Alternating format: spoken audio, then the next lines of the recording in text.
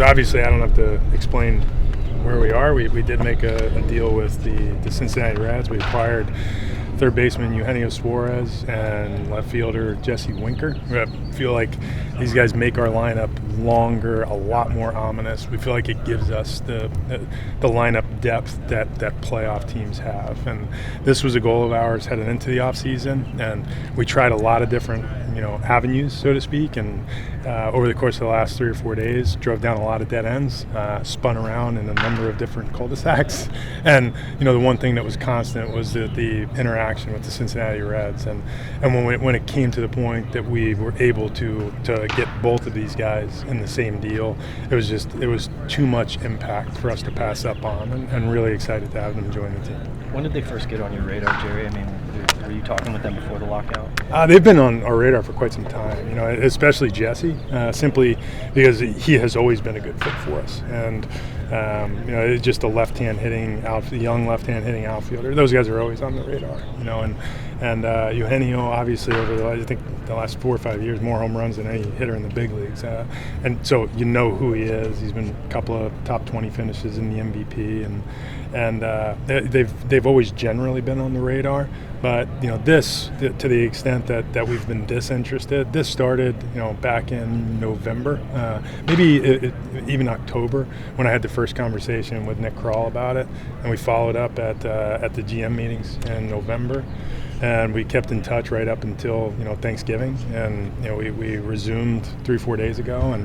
And if being truthful, we were hesitant to give up Brandon Williamson, and that was part of the deal that needed to happen to get it done, and ultimately we decided that we would go that route. And we hate to lose any of these players because they've all been a part of what we've done over the recent years, and they're very representative of what we've done since this process began back in the 2019 season. And you hate to lose them, but you have, as I said before, you have to give to get.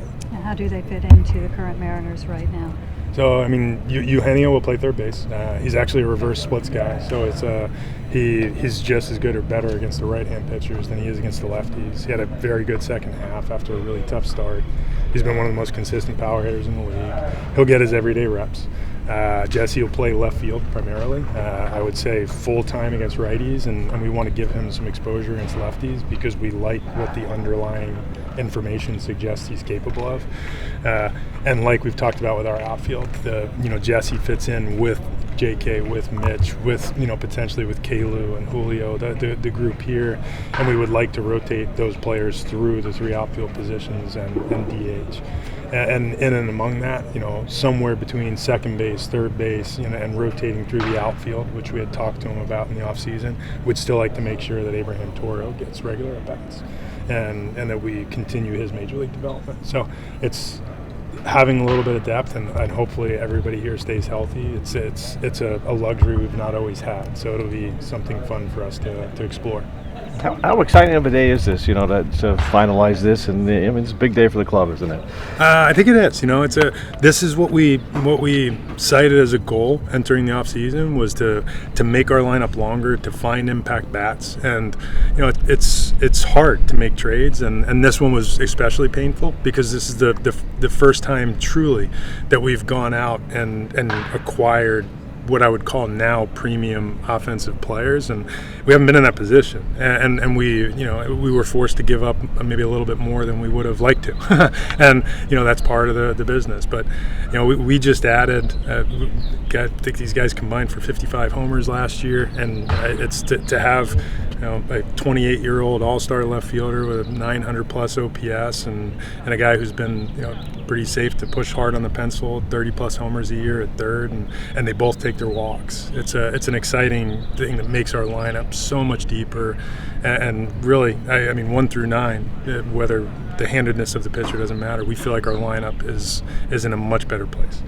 Taking on the contract with Suarez, and obviously Winker still has arbitration, does this particular deal put you guys in a good financial position, not just for the rest of free agency, but moving forward in years to come as well? Sure. I mean, you can't get beyond. You're always trying to manage to a budget, and obviously the fact that Eugenio signed for another 3+1 it's an advantage for us, and we think he's more than fairly priced for what he delivers. And in Jesse's case, second time ARB eligible, he's here for another year, but we still have the ability to go out and address other needs. And frankly, as I was just sitting and talking with a few of the guys about, the likelihood is that's our offensive team. You're looking at it, and we'll construct lineups.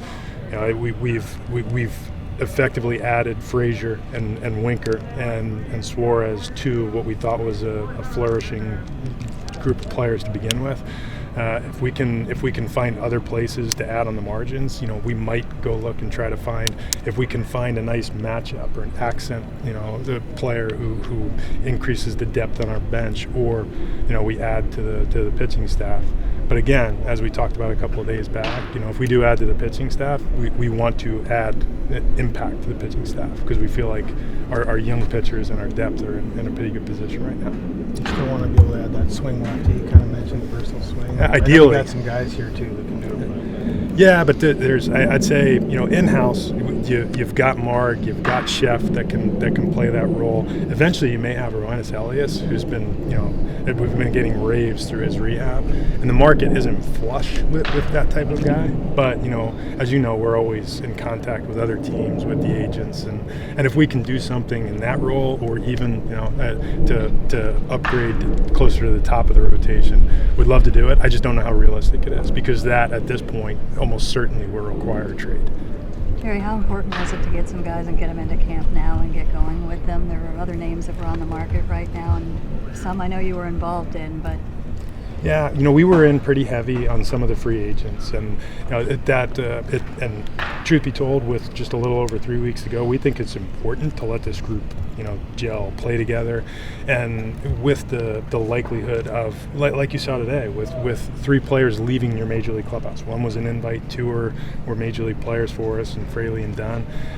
When you're just constantly pulling guys out of the clubhouse and adding new guys in, you're really risking screwing around with the chemistry in that room. And right now, the chemistry in that room is what carries us. And our group of players are very close. They work very well together. We didn't want to torment them by just picking away and adding at intervals. And if this was one shot to add to the team, I saw a lot of smiles in there. The guys seem excited about what's happening, and we won't stop with the intent to go out and try to get better. But we do feel really good about how our off-season, if this is the last move in our off-season, we feel good about where we ended up. Jerry, the player to be named later, does it come off of a list based on performance or anything like that? It comes off a list of players that we agreed to, which is a fairly short list, and they'll have until midsummer to pick that player, and obviously it can't be a 40-man player.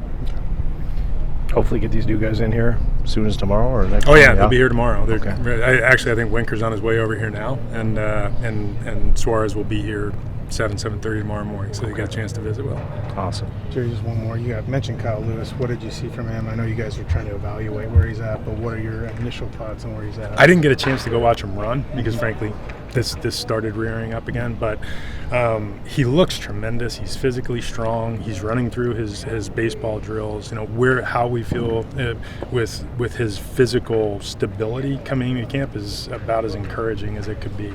I think, as a rule, we want to move slower than fast. And once we had a chance to visit with him, I don't think he or we have concerns that the physical rehab is still ongoing, but we still want to treat him like a rehab player and introduce him, send him back into the water and let him wade before we ask him to swim fast. So the chances of him starting the season on time are not great, but we do believe that there's a fine time, and we should see him sooner than later. But until we know, it's very much like what we went into with the offseason. We just don't quite know.